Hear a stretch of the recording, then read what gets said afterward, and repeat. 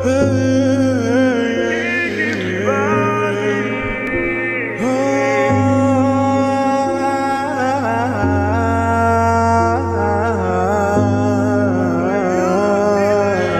মুঠো খাবারের জন্য কতটা অশ্রুসিক্ত অবস্থায় এই ছোট ছোট বাচ্চাগুলা কান্না করতেছে, বুক ফাটা আহাজারি।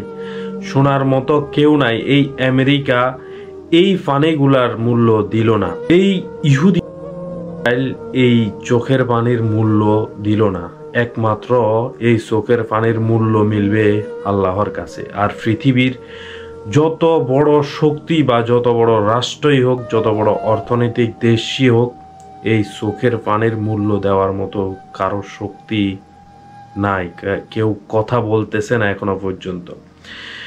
দেখেন, গত কয়দিন আগে ফিলিস্তিনে যুদ্ধবিরতির ঘোষণা জো বাইডেন খুদ নিজেই দিছেন, এবং কি এই যুদ্ধবিরতির ঘোষণা দেওয়ার পরই গত এক সপ্তাহ পার হয় নাই, আজকে পশ্চিম তীরে বরাবর এই ইহুদি নেতানিয়াহুর হিংস্র যেই মানুষগুলা সবগুলা আবার ফিলিস্তিনের পশ্চিম তীরে ঝাঁপিয়ে পড়ছে। দেখেন, যুদ্ধবিরতি হয়েছে মাত্র এক সপ্তাহ পার হয় নাই।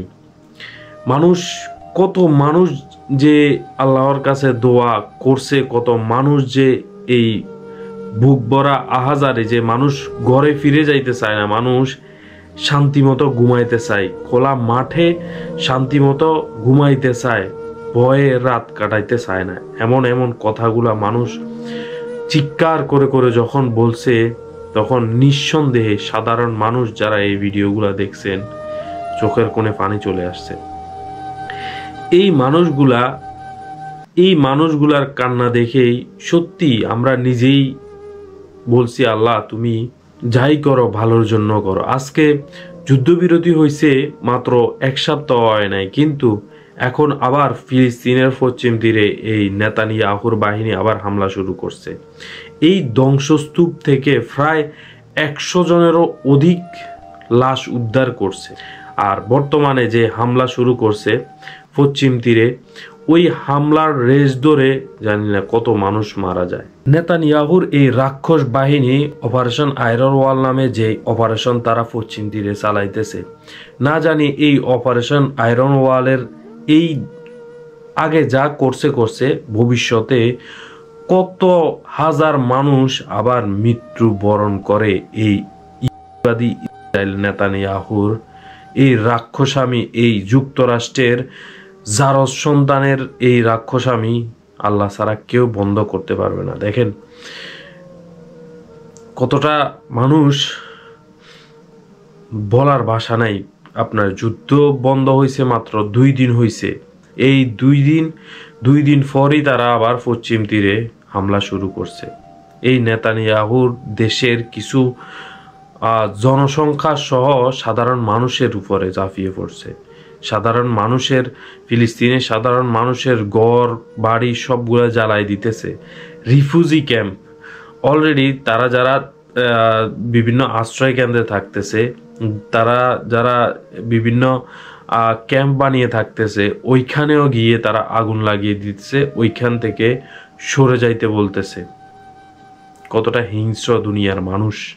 ইয়া আল্লাহ, আল্লাহর গজব ছাড়া এরা শুধরাবে না। কেউ শুধরানোর মতো আর কেউ নাই এদেরকে, আল্লাহর গজব ছাড়া।